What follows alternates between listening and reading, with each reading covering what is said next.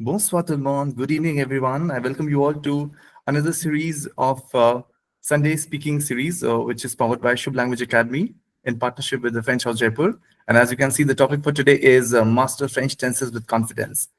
So in today's session, we are absolutely going to talk about French tenses and how we can use them in a way which shows our confidence in using those tenses, and especially at a level wherein we want to express ourselves at B1, B2, C1, or even at a level which is that of a native person. The idea is to use French tenses comfortably. So without further ado, we'll get going.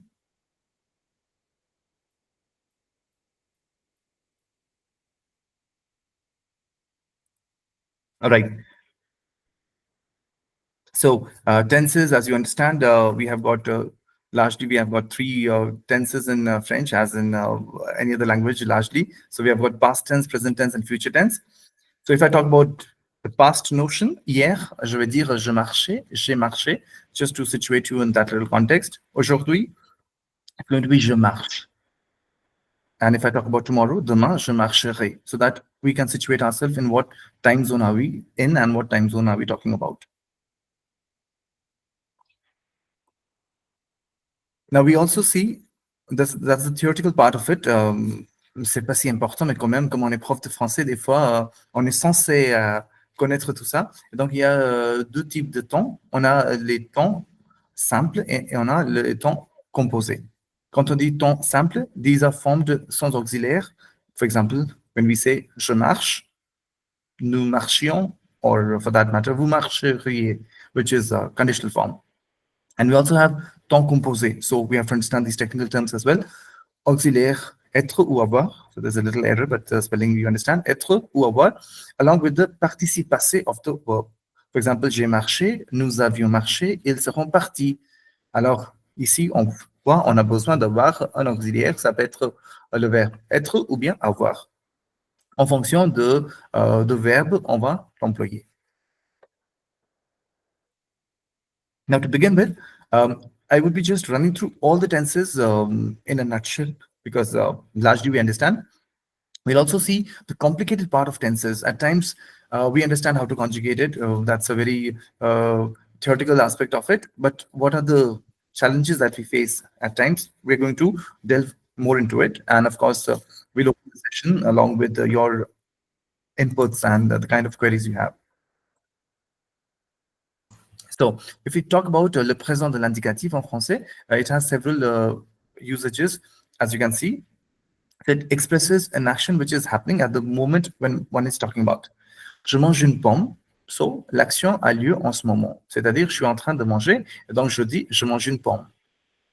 Ça peut aussi être utilisé comme présent de vérité générale ou un fait permanent. So when we are expressing something which is of a general nature or a permanent fact, we would use le présent de l'indicatif. Ici, par exemple, qui ne risque rien à rien. So it's a very famous expression that reads qui ne risque rien à rien.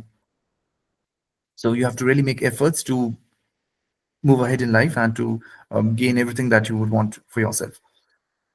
In the similar way, we can see présent de narration. Ça, c'est quelque chose de très important. C'est utilisé dans un récit au passé.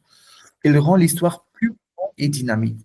Alors, quand vous utilisez, voilà, et donc quand vous utilisez le présent, c'est pour narrer ce qui s'est passé avant. Par exemple, hier, je vous parle de ce qui s'est passé hier. Hier, je marche dans la rue quand soudain, je vois un chien courir vers moi. Et le moment où je suis en train de vous narrer cette anecdote qui m'est arrivée, alors le truc, c'est que je suis en train de vous situer avec moi dans le passé, et quand je suis en train de vous parler de ce qui se passe avec moi, vous êtes en train de regarder tout ce qui se passe autour de moi. C'est-à-dire, vous êtes un personnage de cette histoire. Et c'est vraiment une façon intéressante et, je dirais, pertinente pour narrer quelque chose. Surtout quand vous voulez donner un aspect vivant à votre anecdote. Et donc, ce n'est pas le passé, c'est le présent. Et donc, comment on le fait? On utilise le présent de l'indicatif, mais tout d'abord, il faut utiliser un mot pour se situer dans le passé. Par exemple, hier, l'autre jour, ou vous voyez même en France, un jour, comme ça. Then moving ahead, another usage of le présent de l'indicatif, présent de description. So we would describe des personnes, des objets, on va décrire tout ce qui est le côté des situations. Par exemple, le ciel est bleu et le vent souffle doucement. So we can describe, c'est très, très important, je dirais, quand vous êtes en train de... Ces jours-ci, je ne sais pas si, bien sûr, vous êtes au courant de ce terme, en anglais, on dit storytelling, and especially creative writing. Quand on parle de ça, c'est vraiment important de peindre à travers les mots, les personnages, les situations, les objets. Et comment vous le faites? Vous le faites surtout avec le présent de l'indicatif, parce que celui ou celle qui lit votre texte est en train de véhiculer avec vous, avec votre texte. Et ça, c'est vraiment nécessaire d'utiliser le présent de l'indicatif, enfin, nécessaire en ce qui concerne, si vous voulez bien donner une image actuelle, présente et surtout vivante. Ensuite, le présent de l'indicatif, on l'utilise pour des répétitions ou pour les aspects quotidiens. Il exprime une action qui se répète régulièrement. Par exemple, chaque matin, je prends mon café en lisant le journal. Vous allez employer le présent de l'indicatif. Et après, nous avons aussi présent de futur proche. Quand vous allez parler d'une action qui va se dérouler bientôt, dans ce cas-là, vous allez dire je pars en voyage demain. Ce n'est pas le présent, bien sûr, parce que ça ne se fait pas en ce moment-là, mais ce que vous dites, vous allez utiliser le mot. Par exemple, demain, ce soir, ce week-end, je mange dans un restaurant. C'est-à-dire, c'est le même effet que vous allez produire à travers votre description. Vous allez tuer la personne qui vous écoute dans votre condition, dans votre situation, en utilisant le présent de l'indicatif, mais bien sûr, en utilisant seulement les mots qui montrent le ton, c'est-à-dire ça peut être demain, ce soir, après-demain, le week-end prochain. Comme ça, vous allez créer une situation beaucoup plus profonde et beaucoup plus concrète à travers l'usage du présent de l'indicatif. Et tout à la fin, c'est aussi pour les instructions ou pour les ordres. Par exemple, on utilise euh, surtout pour les recettes, les consignes, les règlements. Par exemple, on dit, vous mélangez la farine et le sucre, puis vous ajoutez les œufs. Et dans ce cas-là, vous utilisez ce qu'on va nommer le présent de l'indicatif. Alors ici, je sais que vous savez déjà conjuguer les verbes au présent de l'indicatif ou même les autres façons de le faire. Mais ce qui est nécessaire ici, c'est de comprendre pourquoi des fois on peut narrer à un niveau, je dirais, élevé au présent de l'indicatif. C'est surtout pour montrer que moi, je vous aide à bien comprendre ce qui s'est passé avec moi, surtout quand vous allez narrer quelque chose qui vous est arrivé au passé, et aussi pour donner un aspect réel à cette situation. De plus, comme je vous disais, surtout pour le côté storytelling ou creative writing, on est en train d'utiliser les aspects comme ça qui vont embellir votre expression. Et donc, quand vous allez élaborer, par exemple, ça peut être un objet et vous allez personnifier. Vous allez personnifier cet objet en ajoutant des aspects liés à cet objet-là pour que ça puisse capter l'attention de lecteur ou de lectrice en lisant ces éléments-là basés sur ces objets. Voilà. Et donc, le présent de l'indicatif, des fois, on le considère quelque chose de très simple, mais en fait, si vous vous en servez, croyez-moi, vous allez en créer beaucoup, beaucoup de textes, je dirais, créatifs, impressionnants. Alors, on va continuer. Et donc, c'était juste pour la partie, le présent de l'indicatif. Now, I'll quickly run through the general rules. I'm sure you know it. So the idea is not to give you those rules because you know largely about these rules. So especially the ER ending verbs, they have this ending, which is I, IS, I, ONS, IZ, ING. Mais c'est le côté général, c'est-à-dire quand il n'y a pas d'exception, mais on peut aussi avoir des accents des fois. Et pour le verbes qui se terminent avec IR, on a SST, 2SONS, SSOZ et SSONC. On peut terminer avec ça. Et pour les verbes qui se terminent avec RE, on a SS et après on a T et ONS, EZ et ONT. C'est clair pour vous. Je pense qu'il n'y a pas de souci. Alors, l'idée, je vais revenir à ce que je disais tout au début de cette séance. Alors, l'idée de cette séance, ce n'est pas de vraiment vous montrer comment ça se fait, la conjugaison ou comment on va conjuguer les verbes selon le temps. Ça, c'est clair pour vous. Mais l'idée derrière cet échange, c'est vraiment de vous dire, de vous montrer pourquoi c'est nécessaire d'employer ces temps dans la vie quotidienne, surtout quand vous vous exprimez. So we have seen largely, in our French-speaking teachers community, we teachers at times we feel it's been so many years we have been using these tenses and we have been training our students and people across, but when it comes to use these kind of expressions and tenses at ease, we struggle to do that, and especially at a level which could be DELF B1 or for that matter DELF B2 for an expose, DELF for DELF C1 or DELF C2, we are required rather to speak at a level which is that of a native, or we should be absolutely comfortable using if clauses, using subjunctive, or if for that matter, we have to make complex sentences. The idea is that we have to start speaking now and we have to understand. So there are two aspects related to this little approach. One, to understand how it is formed, comment ça se fait, that I think as teachers, we all know. And second aspect comes how to use it. That's another bigger challenge that we all face. And we try to understand as to how to move ahead, because that is a challenge that we face on this path, especially when we have to use C clauses or clauses which are complex, but they would definitely be taken as a positive or a higher level, especially by par un interlocuteur qui va vous écouter. Et si vous vous exprimez avec une aisance à travers ces tons, surtout au niveau B1, B2, C1, C2, parce que quand on va vous évaluer, on aura une grille d'évaluation. On va voir qu'est-ce que vous utilisez, avec quelle aisance, avec dans quel contexte. Et donc, ça, c'est nécessaire de vraiment vous imprégner dans, voilà, dans cette option, mais aussi de vous entraîner. Ça, c'est nécessaire. All right, I will carry on. So this is the basic idea. I'm sure you know about it. So I just wanted to run through once quickly with the three tenses as well, which is present progressive, passé récent, and futur proche. So when we talk about present progressive, it is être en train de. So I'm sure you understand this sentence very well when someone has to say, en ce moment, je suis en train de manger. At this point of time, I am eating. So if you want to be very clear with the fact that you are doing something, vous allez dire, en ce moment, je suis en train de vous expliquer quelque chose. Alors, je ne peux pas faire d'autre chose.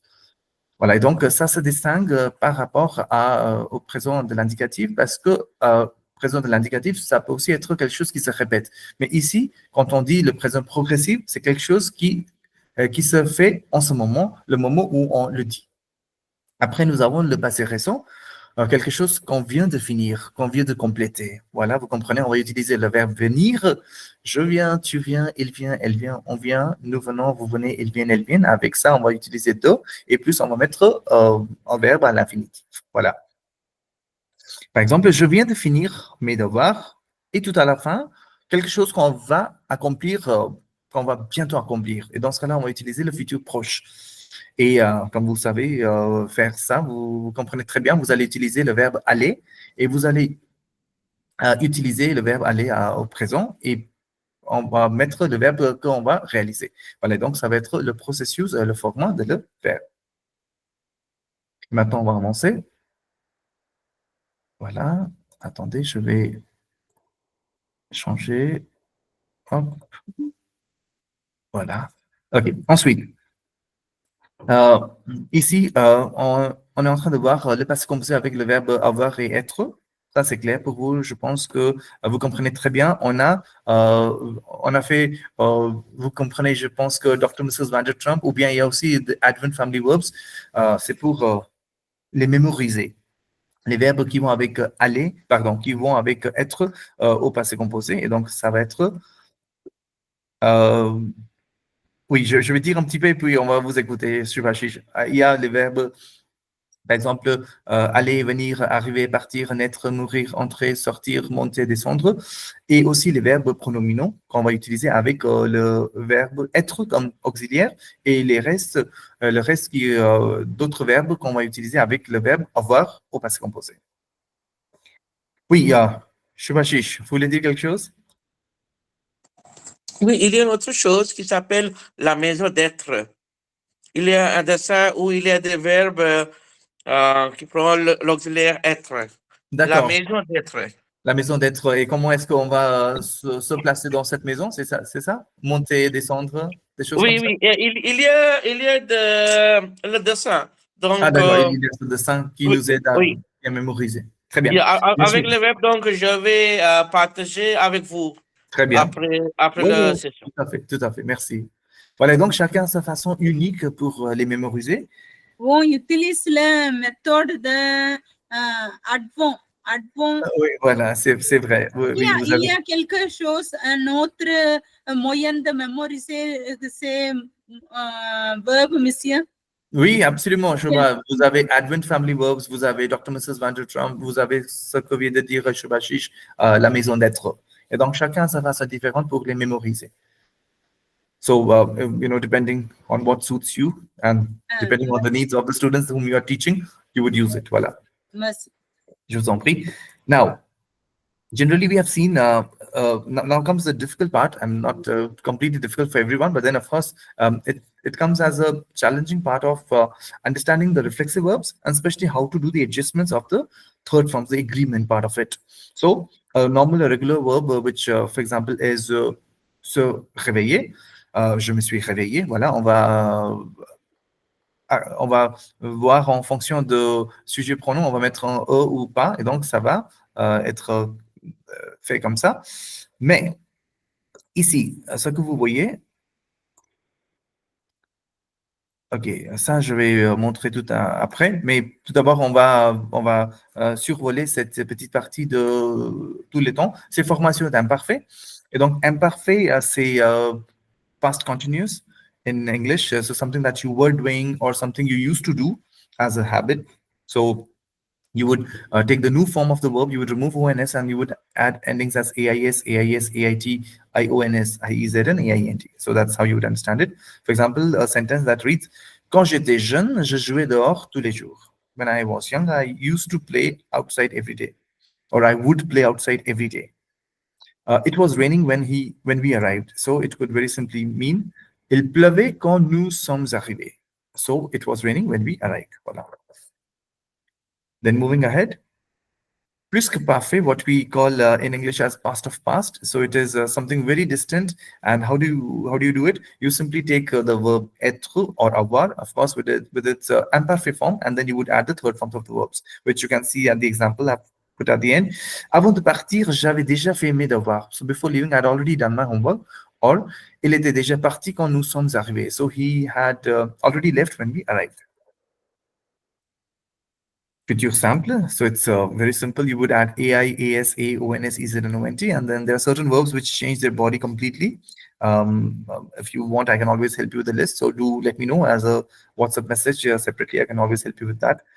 Now, generally what challenges that we face is with the part of reflexive verbs or the pronominal verbs, wherein we have to do the agreement of the third form. So what happens is when we say, she got up early, elle s'est levée tôt. Here we have to do the agreement of E. Why? Because the doer is a female person. But when we say, very simply, we say that she washed her hands. So we would say, elle s'est lavé les mains. In this case, you have to ensure that you don't have to put an agreement with the lavé third form because it is having a complément d'objet direct here, which prohibits the third form to take any kind of agreement. So elle s'est lavé les mains is going to be normal in a way that lavé would be staying as a regular third form without any changes in its formation. Similarly, the verbs, for example, the pronominal verbs, for example, se parler, s'écrire, so to speak to each other or to write to each other, we have to be very careful that we do not put the third form in some agreement.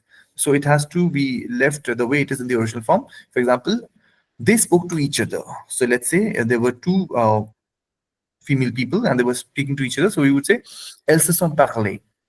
Elles se sont parlé will not have any extra E or an extra S. On ne va pas le mettre parce que le verbe, c'est parler à quelqu'un. Donc, on a toujours complément d'objet indirect. C'est pour ça, c'est le pronom réfléchi et c'est un complément d'objet indirect. C'est pour ça, on ne va jamais mettre un ou S supplémentaire ici avec le participe passé. Same is the story with ils se sont écrits des lettres. So they wrote letters to each other. So you would not put any extra S over here. Neither would you put for this sentence, which is nous nous sommes téléphonés. So this is something that we might recall, we might remember, but we tend to forget it at times, wherein we are in the complete, immersion of understanding that the third forms have to be adjusted as per the doers. But no, we don't have to do it, especially when the verbs are pronominal verbs which have a complément d'objet indirect. Similarly, quickly moving ahead with some important points which I thought would make sense. So when we have these kind of verbs wherein we use se faire, when the action is being done by someone else, for example, elle s'est fait couper les cheveux, which means she got a haircut, right? She got a haircut. Elle s'est fait couper les cheveux, pas d'accord avec elle. We are not going to do any kind of agreement of the third form of the verb that is faire as fait at all, because it is c'est toujours invariable. So there is no change in it. This is something that we have to understand. Elle s'est fait couper les cheveux. De la même façon, on va dire, ils se sont fait vacciner hier. That means they got themselves vaccinated. Ils se sont fait vacciner.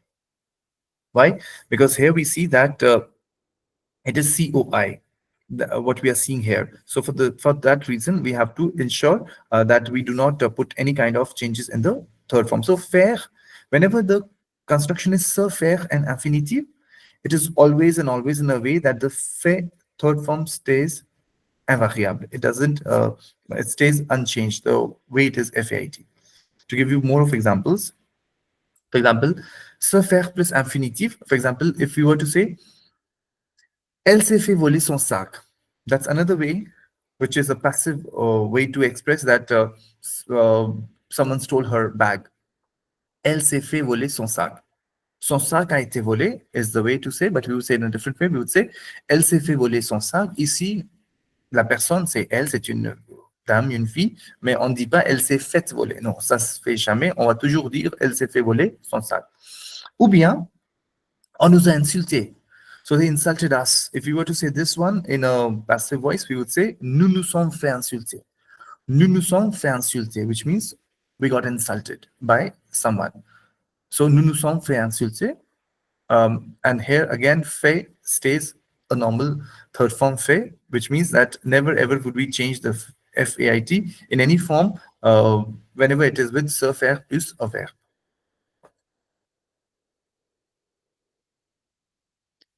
Now, the challenge that generally teachers have or students have or we all have is the difference between passé composé and imparfait. So I'll just quickly run through it because I have some other activities as well planned for you, and I'm looking at the time as well. So passé composé and imparfait, you understand passé composé an action that finishes in past and has got no relevance in the present moment wherein we are talking. And the other one is imparfait, which carries on at the time when it was happening. And when we're talking about it, we show that it was happening. Par exemple, hier, j'ai mangé une pizza, ça c'est fini. En 2019, je suis allé en Italie, c'est fini. Elle a vu un film et est sortie avec ses amis. So she watched a movie and left with her friends. Voilà. Normalement, on a des mots, par exemple, hier, ce matin, à 14h, une fois, soudain, tout à coup, en 2010. So we have these time components which show that it's a overaction. It's an action which is no more in the existence now. Whereas imparfait, c'est une description ou bien une habitude. So it can be a habit which happens over and over again, or it can be a description. For example, quand j'étais enfant, je jouais souvent au foot. So as a kid, I would play regularly, often football. Or if it were a description, we would say, il faisait beau et les oiseaux chantaient. It was beautiful and the birds were singing or chirping. Elle regardait la télé quand la téléphone a sonné. So she was watching television and the phone rang. So you see these are two actions which happen at the same time.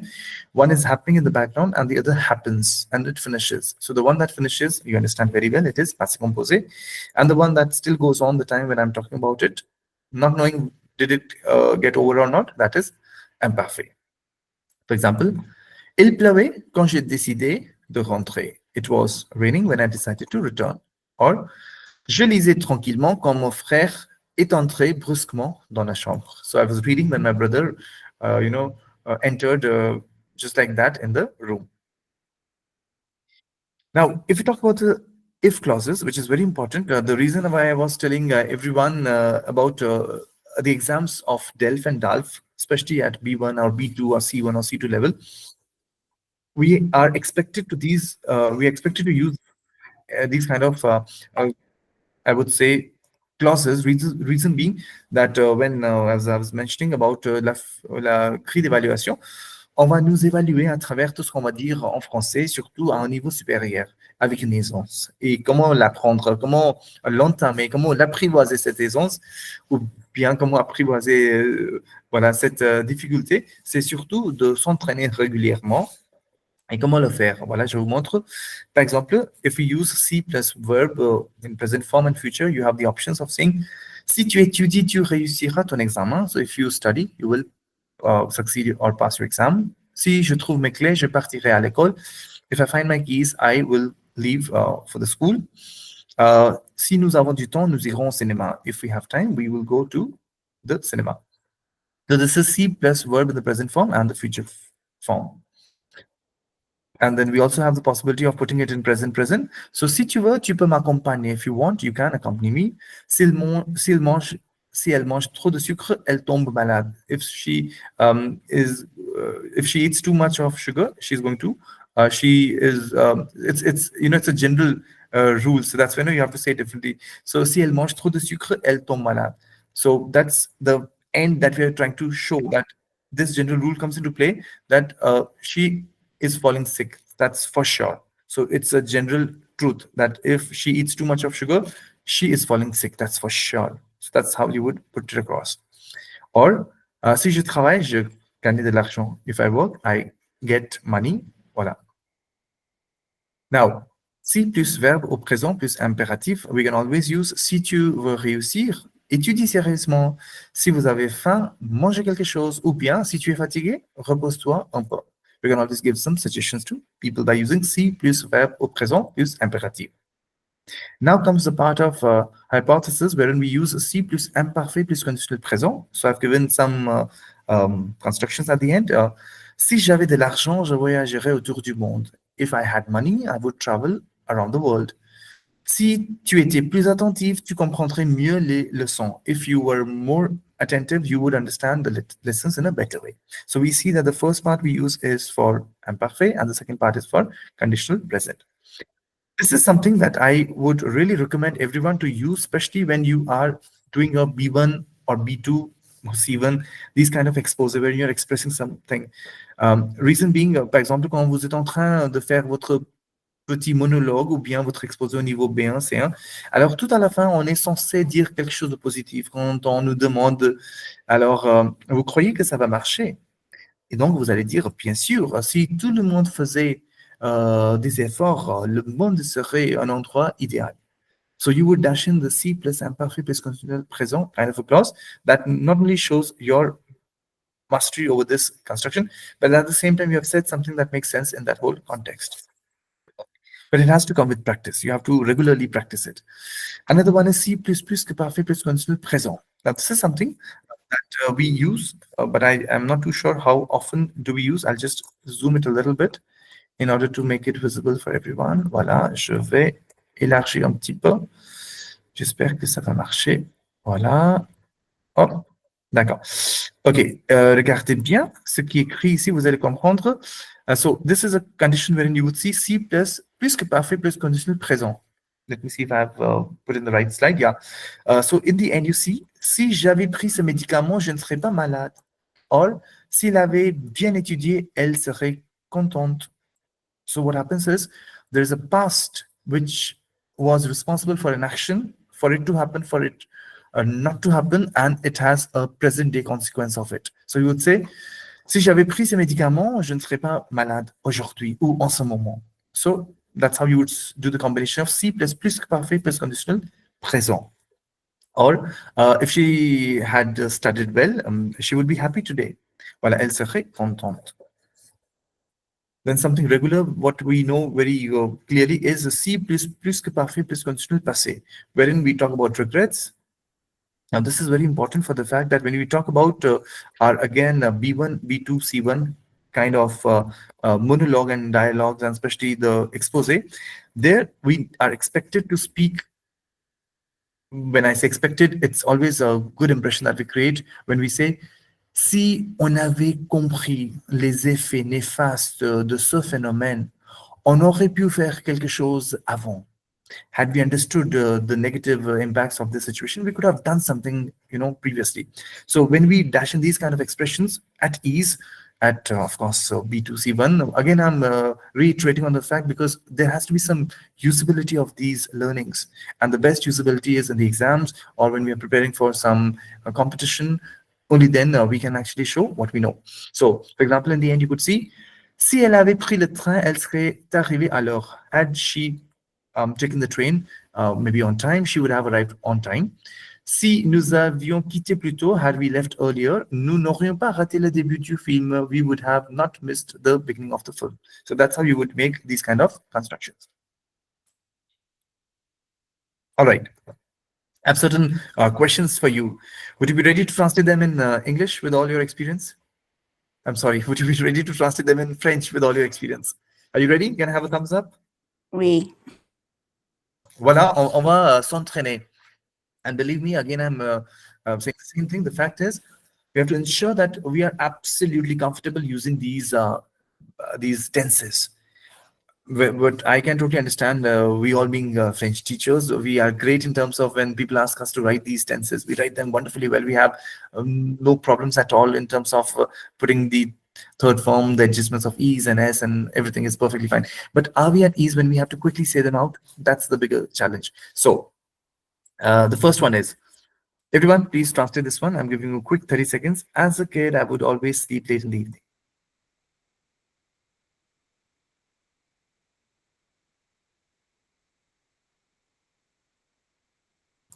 So if you have the answer, you could just raise your hand and I'll ask that person. Just raise your hand. Yeah, Shobha has the answer. Yeah, Shobha, what do you? How would you say this one in French? Quand j'étais un enfant, Hmm? j'aurais dormi plus tard un soir. Okay. Alors, cette partie-là, Shobha, I Dans le would soir. always sleep. I would always sleep. Est-ce que could you re-say, Shobha, this little part? I would always sleep. It wasn't too clear. OK. Quand j'étais enfant, j'aurais dormi plus tard dans le soir. Okay. All right. I got your sentence. We'll work on it. We'll see. All right. I can see Apurva. Apurva, you'll have to unmute yourself. Apurva, can you hear me? Apurva Gulati? I think she's not able to maybe unmute herself. We'll ask Raghav. Raghav, could you help us with the sentence? D'accord, monsieur. Oui. Selon moi, c'est quand j'étais j'étais petite, Hmm? je serais dormir plus tard dans le soir, toujours. Okay, très bien. A good Merci. try, bravo. But we are still not at the answer. Yeah, Shubhashish, over to you if you could help us with this one. I feel quand j'étais enfant, je me couchais tard le soir. Je me couchais. D'accord. So you've gone to the imparfait, isn't it? Yeah, because I Okay, très bien. used to sleep. That is the context I've used. Okay, perfect. Is there any other answer apart from what Shubhashish has just said? Quand j'étais enfant, je me couchais, je dormais tard le soir. If there's any other answer apart from this, then you could. Sir, can I try? Yeah, please, please. Quand j'étais enfant, je me couchais toujours tard le soir. Oui, tout à fait. So I'll quickly show what our screen says. Right. So this is going to be Voilà, quand j'étais enfant, je dormais toujours tard le soir ou je me couchais. Les deux sont corrects. So here, please, everyone, be very careful that the word would always is not going to take you to past conditional, and you wouldn't say j'aurais or je serais. No, pas du tout. It's again going to be a habit that you had for yourself. So you would go back to imperfect. Voilà. Any questions? Please feel free to ask me. The next one. I have a question. Can I ask, sir? Yeah, please do. What is the difference between this coucher and dormir? So coucher is to go to bed and dormir is to sleep. Okay. So so when you go to bed, you haven't yet slept. That's for sure. You just go to bed. Thank you. Thank you. Voilà. So in that case, if I translate, like if I purposely used se coucher, so will it make a wrong translation if I translate this with se coucher? Indeed. Yes, I was just looking at the grammar part of it, so I did not correct much. But yeah, so to go to bed, it doesn't mean that you're fallen asleep, right? So that's why we have all these subtle differences among all the verbs: se coucher, s'endormir, dormir. Voyez? So you go to bed, and then you would sleep, and then you would fall asleep. So there's a whole cycle that happens to fall asleep. You go to bed, you sleep, and then you fall asleep. Yeah. Coucher verb has to be necessarily in reflexive form or. Absolutely. Because why not dormir, Susan? yeah, because if you look at coucher, the sense is to lay down, right? So when you say je me couche, I lay myself down. Okay. Or go to bed. Or we can Go say to bed. la mère couche le bébé. Yeah, to put to sleep in that sense, Exactly. So, yeah, so that's Chulana in Hindi. No, but when you would say coucher, so that's basically to lie down. I mean, not for oneself, but to lay down someone in that way. So Yeah, like Chulana. That is yeah, what I mean. yeah. So that's true. Yeah, Monica was actually giving the right English translation. So because that's true, Monica, we would never go for I'm going to lie myself down now. So we'd rather go for I'm going to bed. Voilà. Okay, très bien. Ensuite, nous avons, had we understood it, we would have done this work quickly. All right, I can see Anju. Yeah, Anju, over to you. Si nous le comprenions, nous ferions ce travail. Si nous le comprenions, nous ferions ce travail. Okay, that's a good try because what I see, Anju, what you have done, you have taken si plus imparfait plus conditionnel présent, isn't it? Si plus imparfait, plus conditionnel présent. Très bien. But if you look at this question, Anju, you would find that it is had we understood, it is a different tense, and we would have done this work. It's again a different tense with respect to what you have done. Okay, we'll request someone else. Meanwhile, yeah, I see Joel Shazid, if I pronounce your name right. Is it? It's Joel Shadija. Yeah. And si nous l'avions compris, nous aurions fait ce travail. D'accord. Si nous l'avions compris, nous aurions fait ce travail. Okay. Oui. Any other answer from anyone who thinks a different answer can still work? Si nous l'avions compris, nous avions fait ce travail. Yeah, the first part is okay, but the second part has to be nous aurions fait ce travail. Voilà. So I think what Joel said was correct.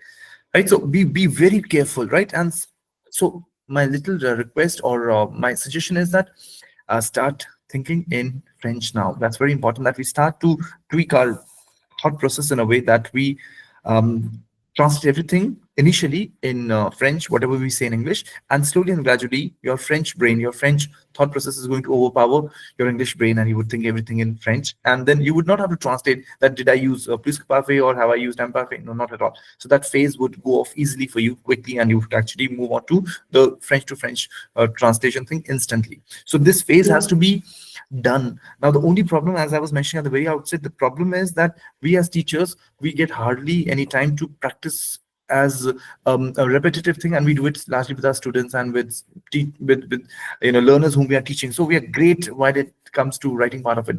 When it comes to speaking part of it, we tend to make a lot of mistakes, which is very normal for all of us. But then how do we overcome this problem? By practicing a lot, by speaking a lot, these kind of complex sentences. Ask yourself. If not, then please feel free to write to us, and we would be there to help you, and we would tell you what are the right approaches to get over this and to use it. Imagine you're talking to a French person and you had this intention of telling him, had I known, Anthony, about this, I would have come to help you. And just imagine you wanted to say this to Anthony, but you are struggling to say this because your intention is such that you really want to say, but you don't know. We don't know how to say it. Should I use this or should I use si j'avais ou si j'étais? And the second part, what should I do? So, il faut s'entraîner. Il faut vraiment travailler là-dessus. Ok, très bien. Et donc, c'est correct. Si on l'avait compris, nous aurions fait ce travail. Okay, we'll be very quick. We'll go to the next one. It's just to help you understand these kind of sentences. Oh, Charlotte, you could have told me this earlier. Anyone, quickly. Oh, Charlotte, you could have told me this earlier. Anyone? Oh, come on, give it a try, give it a try. We're all trying to learn here. Yeah, Shubhashish. Is it like, okay, O, I'll keep it as O only. Yeah, keep it over. That's an onomatope. That's not a problem. Yeah. Oh, Charlotte, tu aurais pu me le dire tôt or plus tôt? Okay. Right. Very interesting, Shubhashish. Anyone else would like to give another answer? What Shubhashish has given, if there's some different answer. Oh, Charles, vous m'auriez dit ça avant. Okay, so I think Shubha, we have to really check again all the the tenses once. So that's correct what Shubhashish said. Oh, Charlotte, Monsieur. tu aurais pu me dire ça plus tôt. Yeah, this is what I was confused whether to use the object pronoun or sa. Now, It's no, but that's correct. That's not a problem. like you can, should have. Yeah, I tu felt aurais- like you have told this, so I've used it as object pronoun. Absolutely. Yeah, you could use tu aurais pu me le dire avant, tu aurais pu me le dire plus tôt, tu aurais pu me dire ça avant, tu aurais pu me dire ça plus tôt. Everything is perfect. No worries at all. It's just that the construction should be correct. That's more important. Très bien. Vous comprenez, ça va, tout le monde? Vous comprenez l'idée derrière cette activité? C'est vraiment de vous pousser vers cet aspect de parler spontanément. So not because you might have wanted to say this thing to a French friend of yours. Oh, Anne, you could have told me this earlier. I would have helped you. Something of this sort. Okay, Joel, you want to say something? I see your hand raised. Oh, No? no, sorry, No? it was for the Okay. answer. No, it's okay. Perfect. So let's quickly move ahead with the next one. Voila. Yesterday, I couldn't do my work as there were some guests at my house.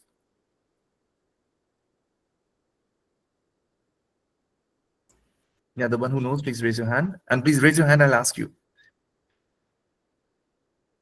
Okay, Raghav, yeah, could you try? Oui, monsieur. Hier, je n'ai pu pas faire mon travail parce que j'aurais les... monsieur, I'm not remembering what to say, the guests chez moi. Invité. Invité. Okay, And Abhijit. All right, so we'll ask Joel to help us with this one. Hier, je n'ai pas pu faire mon travail car j'ai deux gars chez moi. D'accord, voilà. Et donc, hier, je n'ai pas pu faire mon travail car il y avait des invités chez moi. Voilà, c'est clair? Vous comprenez ça? Oui, Raghav, monsieur. is it okay for you? Car il y avait. Oui, Il y avait. oui, monsieur. Voilà, très Oui, bien. monsieur. Because see, these are some sentences I'm sure everyone would be required to use these someday or the other. And you would be, so my push in this session is to always translate sentences in French now from this point onwards. Although it's not a great technique to always translate, but you have to start from somewhere. The moment you start translating it, your brain sort of starts to recognize what words you have to put, and then slowly and gradually you shift towards the complete French thought process. Yeah, I see. Yeah, Mr. VSK, you want to say something? Yeah, instead of il y avait, can we use il était? Pardon? Il était. No. Instead of il y There avait. were. That's always Iliave. There were. It comes from Ilya. So there is and there are is from Ilya. So Ilya has this A letter which is awar. So you have to play with awar everywhere. Okay. All right. If you want And to say, we can use pasaka instead of car also, no? yeah. But generally, when you give a car, it's a reason that why you couldn't do that. So it follows previously. So since there were guests, I couldn't do it. Okay. So that's how you would see the difference between pask and car. Voilà. Ok, très bien. On va continuer rapidement. Je vois le temps passer. You should have been more careful with your health.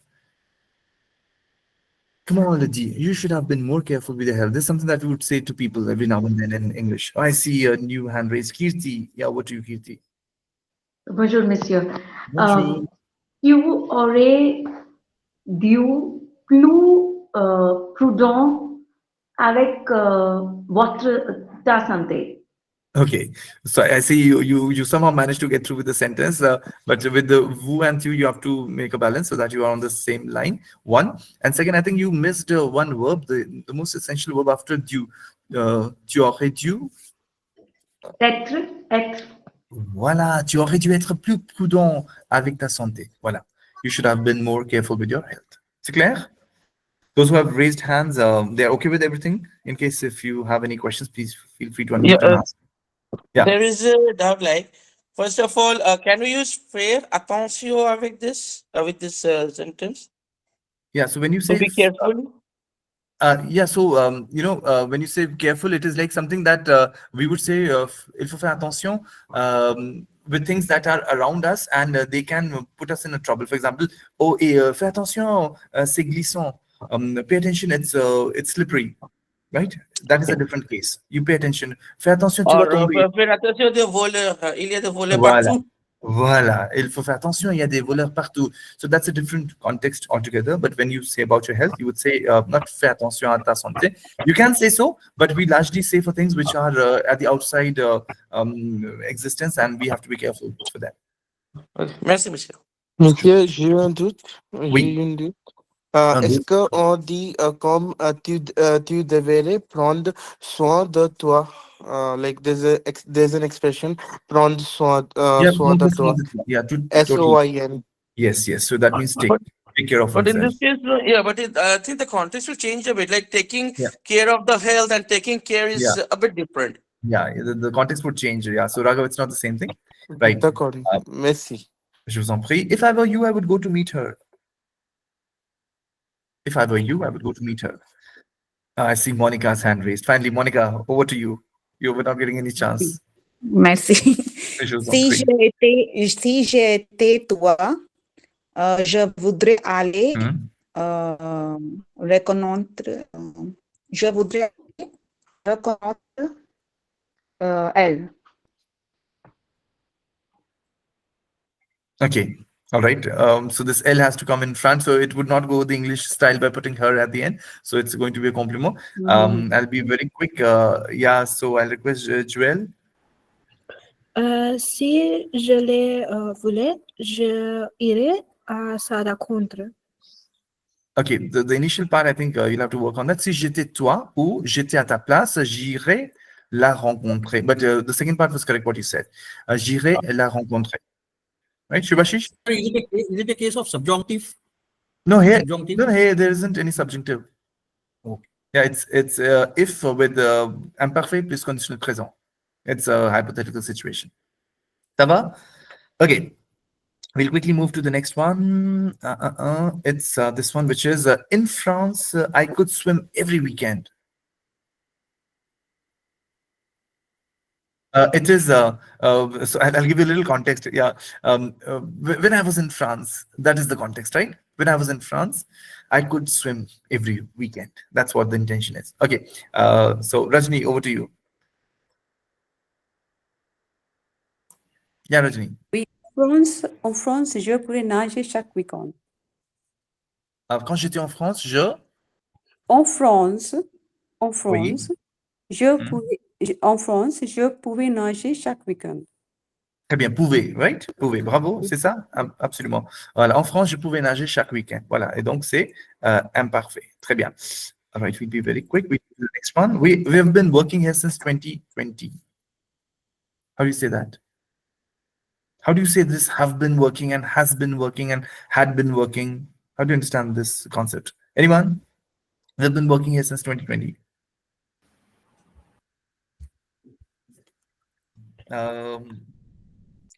Is that Vijay? I don't recall your name. Vijay? Yeah, please over to you, Vijay. Nous travaillons depuis 2000. 2020. 2020, voilà. Mais je ne sais pas pourquoi vous avez dit nous travaillons, mais vous avez dit nous travaillons ici depuis 2020.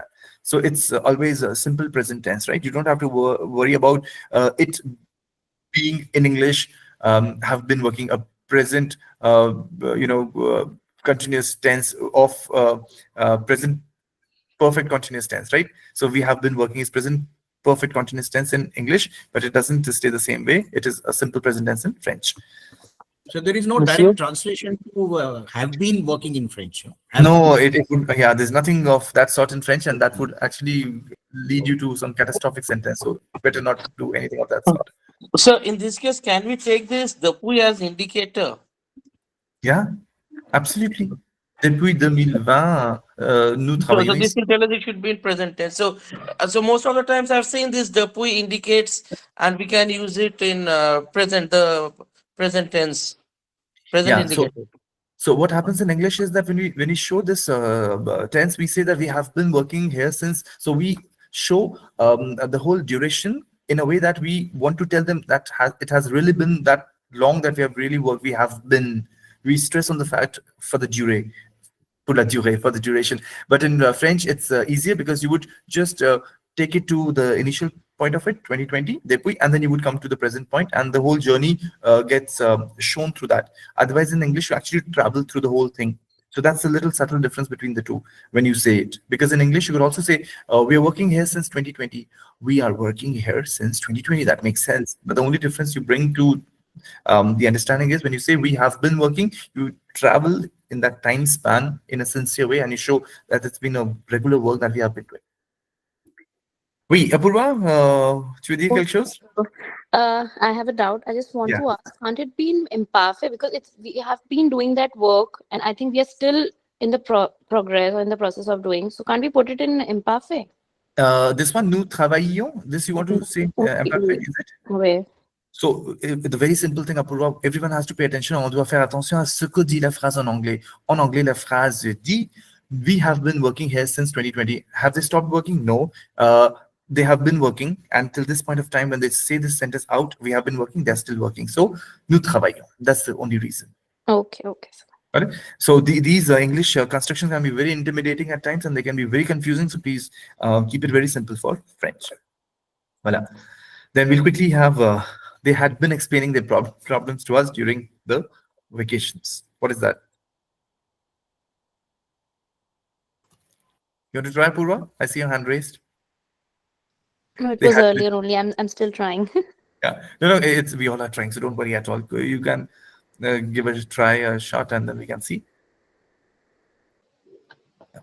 All right, so I'll help you all with that one. You want to try, perhaps, Apurva? I try? Yeah, please do. Ils nous expliquions leur problème pendant les vacances. Almost correct, but I think expliquions is going to be il nous expliquer. It's going to be expliquer because it is with il. So il nous expliquer. Pardon. Expliquer. C'est pas grave. En fait, c'était là le truc que je vous disais tout le monde, that in our brain and when we write, everything is very crystal clear. The moment we say, we tend to, at times, it is also a slip of tongue or other thing. So we have to really train ourselves in a way that everything is perfect. Voila. I mean, that's what we can try. Of course, errors are, to make errors is to be human being. That's okay. But then beyond that little philosophy, you can always work very hard to avoid these errors. Voila. If I hadn't missed my train last year, we would be together today. Anyone?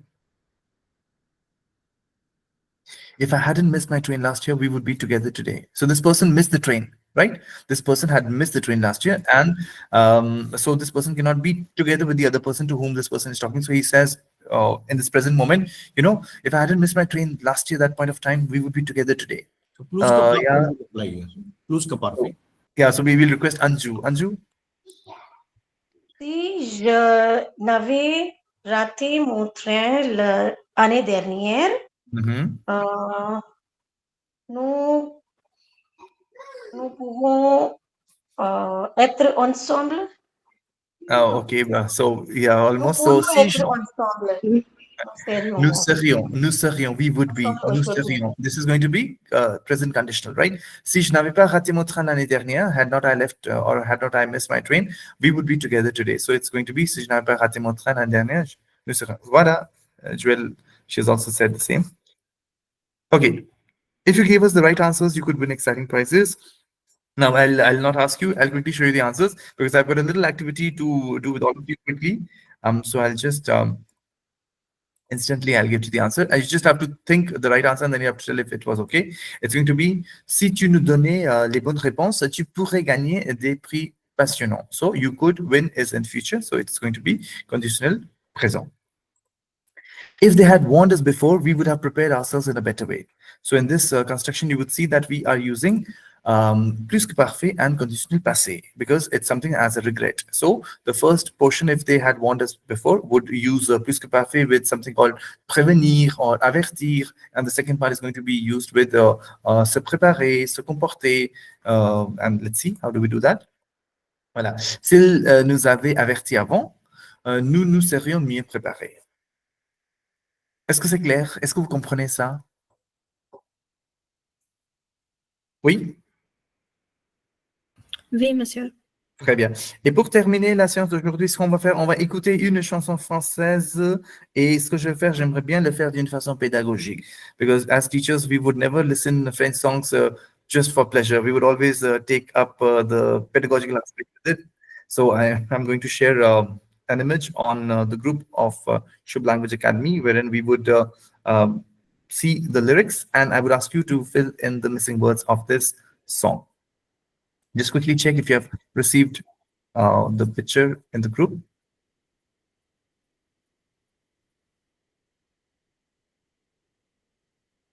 C'est bon, vous l'avez trouvé?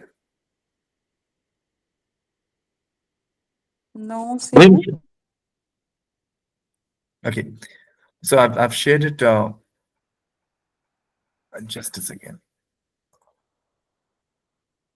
Si tu n'existais pas. Voilà, et donc vous connaissez déjà peut-être cette chanson? Non. Oui, je connais. Orange Okay. Sponsors, mon préféré. Voilà, très bien, super. Et donc, Il a joué. voilà, so those who don't know, they would be filling the missing words. Those who already know would be singing along. And of course, there's a grammar concept hidden in this song that I'm sure most of you know. It is si. Oui. Imparfait plus que parfait. Pardon, si plus imparfait plus conditional présent. So I'm going to share my screen. Je vais partager mon écran et on va écouter cette chanson ensemble et vous allez essayer d'identifier les mots absents. Voilà. Alors, regardez bien cette chanson, amusez-vous bien et essayez de remplir les mots absents. C'est au début pour vous? Oui? Oui. Voilà, c'était la chanson. Si tu n'existais pas, pourquoi j'existerais? Donc, si plus imparfait plus conditionnel présent, nous, les profs de français, on a des sentiments, mais quand même, on a le français qui est là toujours dans notre tête, n'est-ce pas? Alors, pour trouver les réponses, allez-y. Qui est-ce qui va répondre? Le premier mot qui était absent, on a dis-moi. Pourquoi? Pourquoi? Très bien. Vous pouvez répondre tout le monde ensemble, il n'y a pas de souci. Dis-moi pourquoi j'existerais pour traîner dans un monde sans toi, sans Je soirais sans espoir. Sans espoir, bravo, je n'ai pas bien entendu, désolé. Oui, c'est correct, sans espoir et sans regret. Et si tu n'existais pas, j'essaierais d'inventer l'amour comme un Peintre. Comme un peintre, bravo, comme un peintre qui voit sous ses doigts naître les couleurs du jour, bravo, et qui n'en revient pas. Et si tu n'existais pas, dis-moi pour Qui? pour qui j'existerais, des passants endormis dans mes bras que je n'aimerais Jamais. Jamais. Jamais. Très bien. Et si tu n'existais pas, je ne Serai. serais. Je ne serais. Très bien, Monica. Je ne serais qu'un point de plus dans ce monde. Dans ce monde qui vient et qui va, je me sentirais perdu. J'aurais. Soin. Tu vois, Chiche? Soin de toi. Tu es presque là, mais c'est pas le mot correct. Allez-y, les autres. J'aurais besoin de toi. Oh, j'aurais besoin. I would need you. J'aurais besoin de toi et si tu n'existais pas, dis-moi. Oui, après? Quand Oui, dis-moi. Voilà, et donc, pourquoi j'existe, c'est... Attendez, je vais regarder. Et si tu n'existes pas, dis-moi. Je pourrais faire semblant d'être moi. Je pourrais... hein. Voilà. Dis-moi comment. La bonne réponse est comment. Comment j'existerais. Je pourrais faire semblant d'être Moi. moi. Mais je ne serais pas vrai. À la fin, je crois que je l'aurais trouvé Secret. le secret de la vie, le pourquoi, simplement pour te créer et pour te regarder. Voilà, c'était une belle chanson de Jodassin. Et donc, utilisez-la, utilisez les autres chansons et surtout, utilisez ces phrases, ces temps dans votre vie quotidienne pour vraiment maîtriser et perfectionner votre français. Je vous souhaite bon courage et je vous souhaite bonne soirée. Prenez soin de vous et à très bientôt. Merci. Merci. Monsieur, Au revoir. Au j'ai revoir, une question. monsieur. Oui, merci. Oui, Shubhashish. Merci beaucoup. Merci. Si vous n'existez pas, Non, c'est grâce à tout le monde qu'on est là et c'est Merci. grâce à Dieu qu'on est là tous ensemble. Voilà. Et Oui. donc, pour ça, je vous remercie vous tous de votre présence si chaleureuse et si motivante. Au Merci revoir. beaucoup, Bonne soirée. monsieur. merci, monsieur. Merci.